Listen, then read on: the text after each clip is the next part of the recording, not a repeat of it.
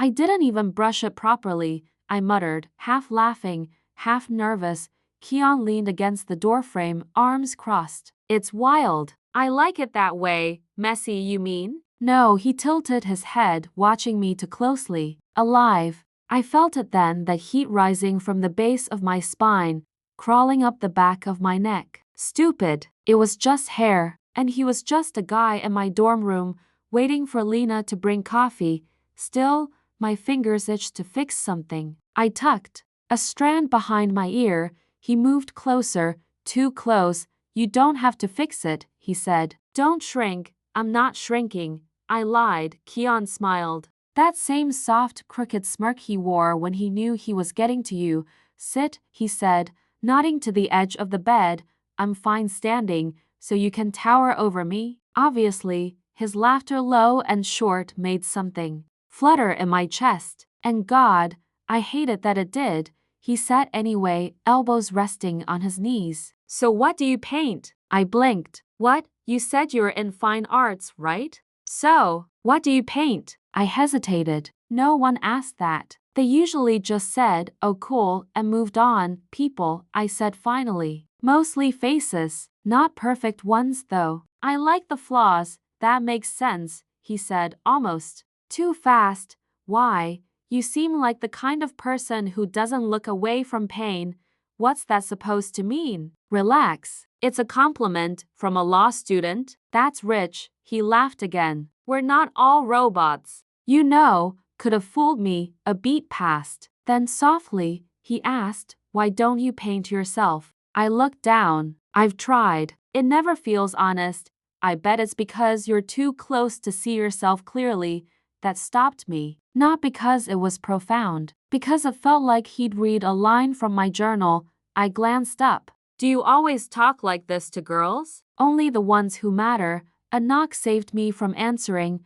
Lena walked in with 2 paper cups. Took forever. The girl in the caf spilled her number on Keon's cup. He smirked. I didn't keep it. I rolled my eyes. Should've. Might come in handy. I'm here, aren't I? Don't remind me. God, Lena groaned. Can you two stop flirting like middle schoolers?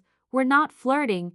I snapped. She started it, Keon said, grinning. Grow up. Lena handed me my cup and flopped onto the beanbag. I warned you about him, remember? I sipped. You warn me about everyone, because you trust too easily. I bit the inside of my cheek. Maybe she was right, but something about Keon felt different. Dangerous, yes, but not fake. So what's your story? I asked, shifting the focus. Keon leaned back on his palms. Grew up too fast. Learned. People lie. Decided I'd rather study the rules than play by them. Dramatic, truthful. Still sounds like something you rehearse in the mirror. He smirked. Maybe, but it got you listening. I hated that he was right. Again, he stood suddenly, walked over to where I sat and without warning, lifted a strand of my hair between his fingers. This color, he murmured. What is it? Red. Obviously, not red. Fire. My throat tightened. You always this poetic, or just when you want something? He looked at me, really looked, and said, I want chaos. But only if it's honest. Then his fingers brushed behind my ear. Just a touch. Just a second. But everything shifted. He didn't kiss me. He didn't even lean in. He just let his hand fall, slow and careful, as if my skin might shatter, and maybe it did. You should go, I whispered. I will, he said, backing away. But don't forget what I said. What about my hair? About not shrinking. He turned toward the door, then paused. Nice meeting you, Lena. Lena raised her brow. I'm still not impressed. I wouldn't expect you to be, he said without looking back. You see too much. Once the door clicked shut, Lena sat up straight. Girl. No, what? No. Nope. Don't even think about it. I'm not. You are. I'm not. You're replaying that hair touch thing in your head, aren't you? I stayed silent. She groaned. He's not your type. He doesn't have a type. That's exactly the problem. He collects people. Like trophies. I swallowed. He didn't seem fake. They never do. I glanced at the door again. My heart was still racing. and yet I couldn't stop the smile tugging at my lips. Why's your phone always face down now? Keon barely looked up from his plate. It's habit. It wasn't habit 2 weeks ago. I had meetings, group cases, stress. You're reading too much into things, am I? He sighed. Can we not do this tonight? I stared at the untouched pasta I made. You haven't even tasted it. I'm not hungry. You were hungry enough for her story last night. What? The girl? The one from your law group? Seima. She's just a teammate. She sent you voice notes at 1:12 a.m. You check my phone now? I glanced. The screen lit up. I saw her name. Keon pushed his chair back. You're acting like I cheated, I laughed. Acting? I didn't. I wouldn't. You said you weren't like him. I'm not. Then why does it feel the same? He grabbed his jacket. I need air. Run then, I muttered, not sure if I wanted him to hear it. The door slammed before I could decide. 3 days passed. He texted. I didn't reply. Then I saw her. She was sitting on the front steps of our building, hair clinging to her face, mascara running, knees drawn up to her chest, crying hard. I slowed my steps. Are you okay? She looked up, eyes swollen. Do you live here? Yeah. Her lips trembled. I'm looking for Keon. My stomach dropped. She kept talking. I was told he lives in this building. I'm sorry. Are you his sister? I blinked. No, oh. She wiped her eyes. Sorry. He told me his sister lived here. I thought maybe. What's your name? I asked. Zara. I sat beside her slowly. How do you know him? She hesitated. We met 6 months ago. He helped me with something legal. Then we started seeing each other. Dating. Sort of. I don't know anymore. 6 months. He'd kissed me for the first time 5 months ago. My pulse roared in my ears. Did he ever say he had a girlfriend? She looked confused. He told me he was single. Just really private. He's not private, I said. He's a liar. She blinked. Wait, I'm the one he's been sleeping next to every night. She covered her mouth. No, I didn't know. I swear I thought he said I know what he says. He's good at it. Her hands started shaking. I feel so stupid. I stood. You're not. I didn't know. He said I was the only thing real in his world. I said flatly. She looked up at me. He said that to me last week. Of course he did. I backed away. I need to go. Wait please, what are you going to do? I don't know yet. Later that night, I knocked on Lena's door. She opened it with a sigh. You look like someone just punched your soul. I walked in. He has another girlfriend. Lena blinked. Sorry, what? Her name's Zara. He's been seeing her for 6 months. Oh, you mean while he was rubbing your back and making you chai? Exactly. That son of Alina.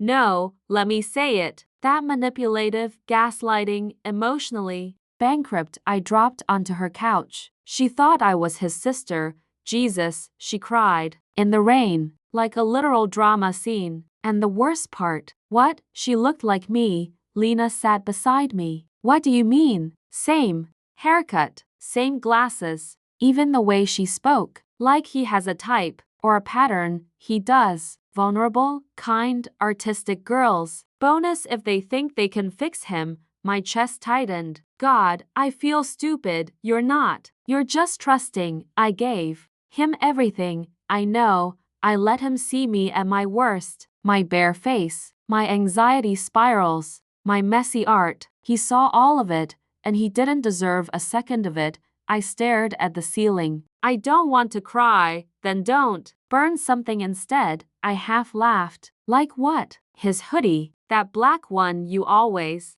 wear when you miss him. My eyes narrowed. You noticed that? Babe, I've known you since we were 14. I know every shade of your heartbreak. I exhaled. He's going to lie. Deny it all, then make it impossible. What do you mean? Receipts, screenshots, voice notes. Get her to talk. Gather proof. You want me to go full private investigator? I want you to protect yourself. And if justice happens along the way, so be it. I nodded slowly. She deserves to know everything too. She does. He said I was real. They always do when they're faking everything else. The next day, I knocked on Zara's door. She opened it, puffy-eyed. I wasn't sure you'd come. I need to know everything. Me too. We sat on her floor, exchanged timelines, screenshots, pain. He told me his mom was sick, she whispered. That's why he couldn't see me for a week. He told me he was studying late. Zara looked at me. He's been doing this a long time, hasn't he? Feels like it. I thought I could save him. So did I. She hesitated. What do we do? I looked her straight in the eyes. We make sure no one else thinks they can. You're seriously listening to her? Keon asked, his voice already dripping with mockery. I stood in the middle of the living room, fists clenched. She thought I was your sister, Keon. She was sobbing on our steps. He rolled his eyes. Zara's unstable. I told you that. You said she was obsessed, not unstable. It's the same thing. No, it's not. Being obsessed with someone who tells you he's single while dating someone else? That's manipulation. He threw his hands up. You believe a girl you met once over me? I believe the timestamps on her messages. I believe her when she tells me you kissed her last week. I believe the hotel receipt. He froze for half a second, then smiled. So you're spying on me now? Deflect all you want. I asked you 2 days ago if you were seeing someone else and you swore I'm not with anyone, he snapped. That's not the same. You looked me in the eye, Keon. I didn't lie. Stop. I cut him off. You don't get to twist it. He stepped forward. You're acting like I killed someone. I grabbed the glass on the table and threw it against the wall, shattered, just like me. He stared at the broken pieces. Are you done? Tears burned behind my eyes. Get out. He didn't move. You'll regret this. No, I regret ever believing you. Silence. He walked to the door, then turned around. You were never strong enough for me anyway. And then he left. I didn't eat, didn't shower, didn't answer Lena's texts. 3 days of silence, until she barged in, holding her phone.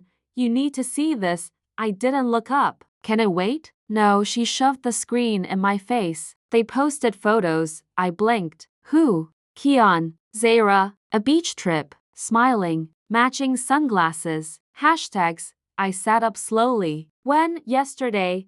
No, I whispered. Yes, that's 2 days after the fight. Yup, I ran to the bathroom and threw up. When I came out, Lena was waiting with a wet cloth and her fiercest scowl. You need to get angry. I am. No, you're sad. That's different. I can't even think straight. Then don't think. Just feel. Use it. I looked at her, hollow. Use it how? She sat beside me. Turn it into something he won't recover from. That night, I created a fake account, profile pic, a soft pink flower, bio, just a girl with a story to tell. I messaged Zara from it first. She replied in under a minute. I know who you are. I'm in. Then came Mariam and Neha and someone named Yasmin who sent me 5 screenshots in 30 seconds, each story worse than the last. He said I reminded him of someone who hurt him. He told me he'd never been this vulnerable. He made me delete my texts so there was nothing to trace. He took photos of me while I was sleeping.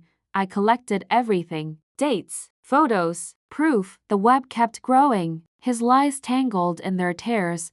Lena hovered behind me. How many so far? 7. She whistled low. That's not a pattern. That's a career. He's been doing this for years and getting away with it. Not anymore. She looked at me. Are you sure about this? I've never been more sure. By the next weekend, I had a folder labeled the fireproof files, voice notes, screenshots, emails. One girl even recorded a conversation without his knowledge.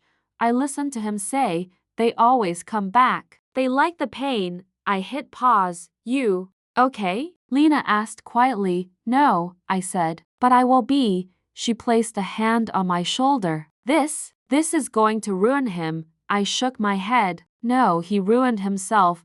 I opened my laptop and began drafting the post to the boy who touched my hair like it was poetry, and then spit on the page. Lena read over my shoulder. Whoa, it's just the beginning. I texted him. Can we talk? The reply came 5 minutes later. I knew you'd come back. I stared at the screen. My fingers trembled, but not with fear. He opened the door wearing that same smug, concerned expression, like he wanted to be the victim and the savior in one breath. You look tired, he said. Don't pretend to care. Then why are you here? I pushed past him. Because I need answers, and you thought I'd give you those now? You owe me that much. He closed the door. You ghost me for weeks, then show up in ripped jeans and fire in your eyes, and think I'll just spill. I turned, facing him. You like fire, remember? He smirked, still quoting me. No, just remembering who you pretended to be. Look, I know I messed up. You didn't mess up, Keon. You built an empire out of lies. I didn't force anyone.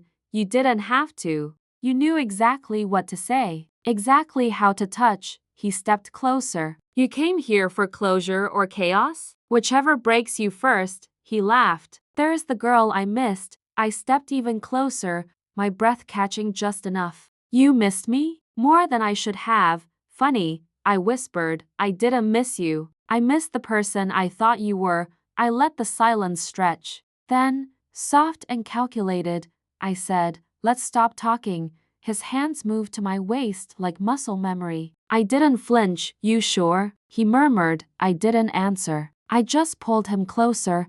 His lips brushed mine, slow, heavy, burning. Every second dragged with the weight of betrayal I hadn't forgotten. But I didn't show it. I melted just enough to make him believe. His hands slid up my back.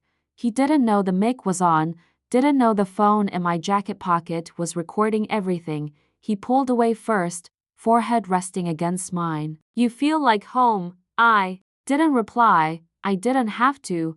Later, I sat in Lena's room, playing back the recording, her jaw clenched. He really said that? After everything? I nodded. He thinks I forgave him. She looked at the ceiling. This is sick. You're playing him at his own game. No, I said. I'm rewriting the rules. My phone buzzed. Unknown number. Message. He's applying at Farid and Lang. Final round next week, I replied. Who is this? The answer came. Fariha. You're not the only one watching him anymore. Lena read over my shoulder. How does she even know? She's nosy. She's resourceful. Same thing. Also, Lena added, he can't get that job if he's exposed. That firm doesn't hire men with even one whisper of scandal. Then we make him echo. I met Rahil at a dim cafe across town. He wore dark glasses, but even under them, I saw the guilt. You dated him? I asked. He shook his head. No, we were friends. Until I saw what he did to my cousin. What did he do? Gaslighted her. Slept with her. Left when she got diagnosed with anxiety. Told her it was all in her head. And you still kept quiet? I was stupid. He was my best friend. People like him count on that. He slid a USB across the table. Voice memos. Screenshots. One video. It's all dated. I stared at it. Why now? He met my eyes. Because someone finally stopped pretending he was a genius. I sent the file to Zara, Mariam, and Yasmin, attached a message. He's applying to a firm that defends predators. We can stop him before he becomes one in a suit. Zara replied. Tell me where to sign, Mariam. I'm in. Yasmin. Let's end this. The next night, I walked into Kian's apartment. Calm, soft, sweet, he greeted me with a smirk. You always circle back, huh? You have something I need. Closure again? No, truth. He sat. Shoot, why'd you do it? Do what? All of it. He leaned forward, elbows on his knees. Because people crave pain. They call it love, but they're addicted to the ache. That's disgusting. It's honest. So you just play with people? I give them what they want. I say what they need. That's not evil, it's survival. You think you're clever? He smiled. I know I am. Then, I hope you're clever enough to survive what's coming. He frowned. What does that mean? I leaned in. It means the fire you lit in me. It's not for warmth anymore. Lena threw her phone on my bed. It's everywhere. I didn't even need to ask. The messages, the voice notes, the screenshots, the video of Keon laughing about girls who think love is real, all of it. Reddit, Instagram, TikTok. Even some weird law school forum, she said. He's trending for all the wrong reasons. I sat cross-legged on the floor. Did you hear back from Fariha? She said the firm rescinded the offer this morning. I looked up. That fast? They didn't even call him. Just sent an email. He showed up anyway. Security escorted him out. I blinked. Wow. Professor Ahmed removed him from all case studies. Deleted his internship recommendation. My throat tightened. And his family? They posted a statement. Said they condemn his actions and stand with the victims. His mom unfollowed him. I didn't smile. I wanted to, but something felt hollow. Lena leaned against the wall. You did it, did I? Keon's drowning. You lit the match, so why do I feel like I'm the one burning? At first, the comments were supportive. Brave, bold, queen. Then it turned.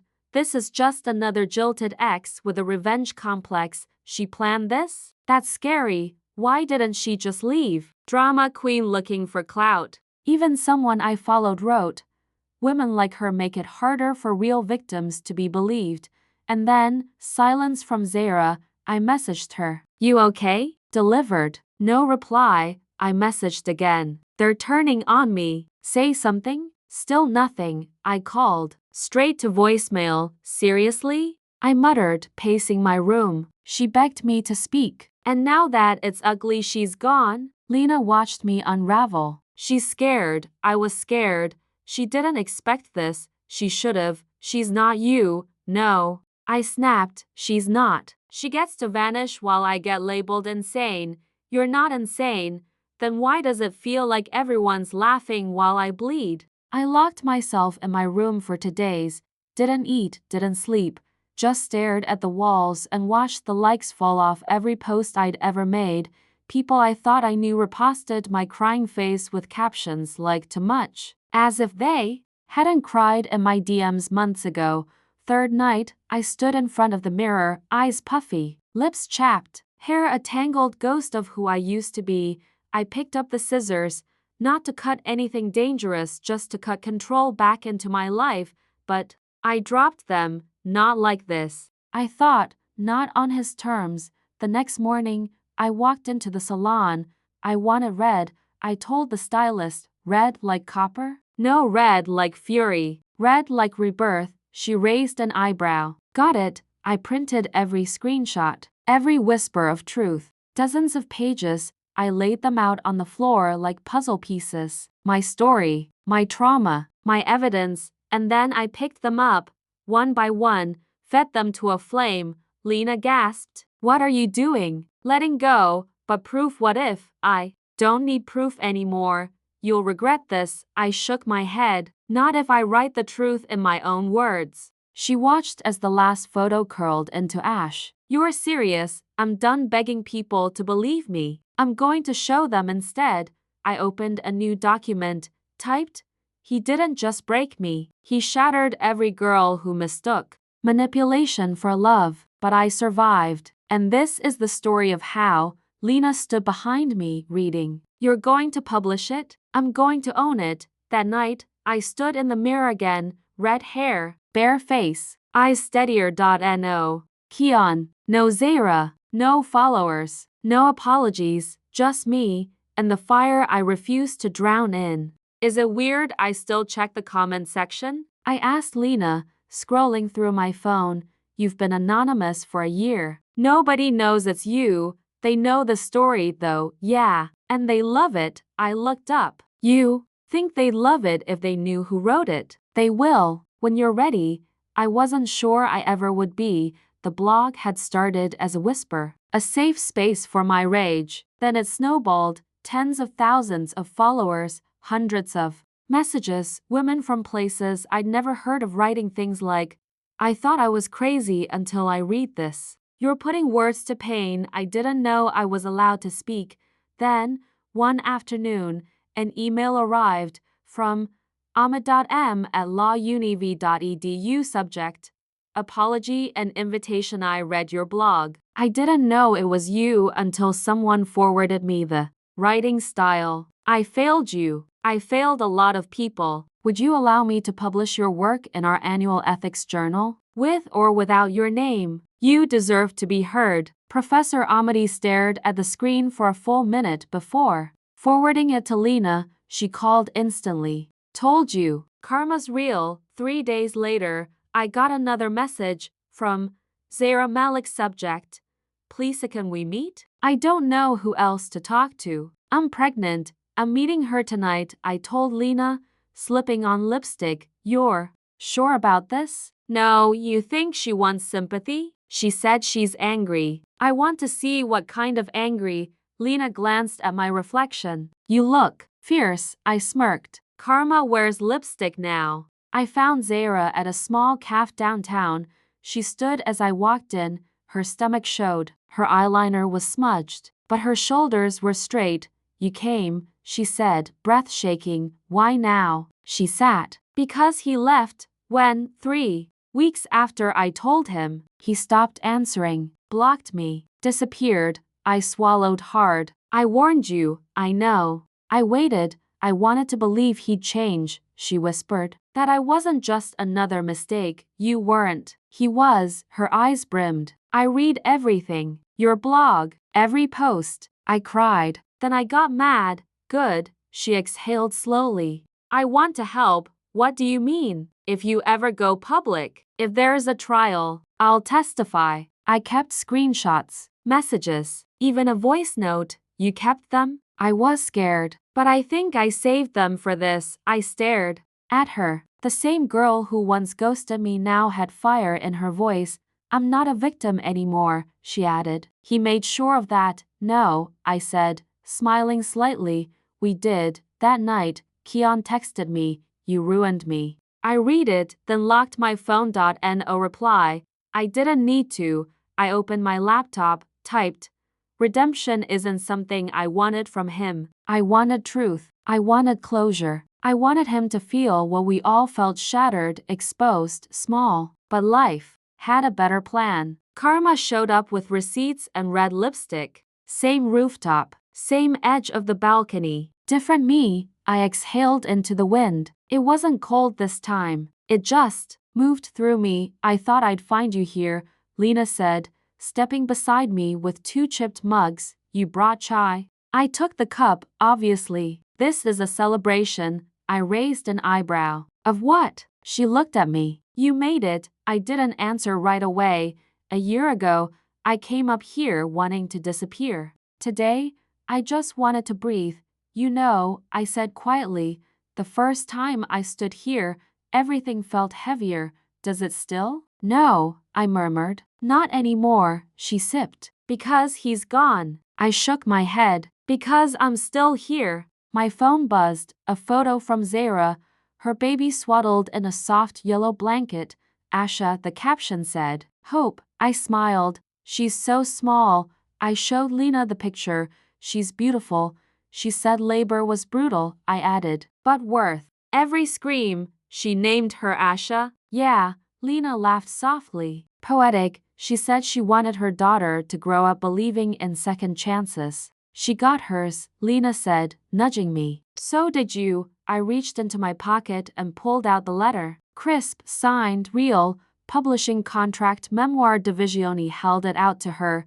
You signed? I nodded. Oh my God, she squealed. You're actually doing it? My words, my version. No filters, she laughed. The blog that burned half the city down is now a book, I smirked. With a prettier cover. You nervous? A little, but proud. I looked back at the city lights. Yeah, I think I finally am.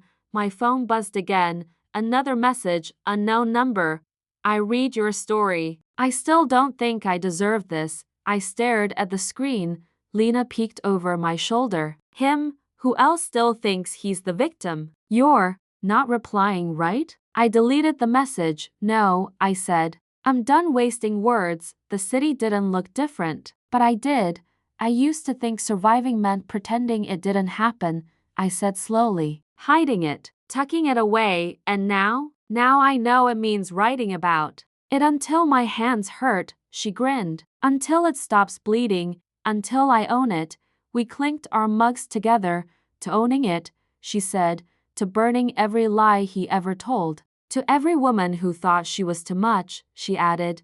To every girl who was told she was crazy, I said, and to the one still standing on rooftops, she whispered, wondering if it's worth staying. My throat tightened. I whispered to the wind, stay. It gets better. The silence answered softly. I stood at the edge, not afraid, not broken. I'm not that girl anymore, I said. Lena nodded. No, you're the girl who turned her pain into poetry, I smiled. Into power, the wind picked up, playful. Now, I leaned over the edge not to fall, just to feel it. They watched me shatter, I whispered, but I built something from every broken piece.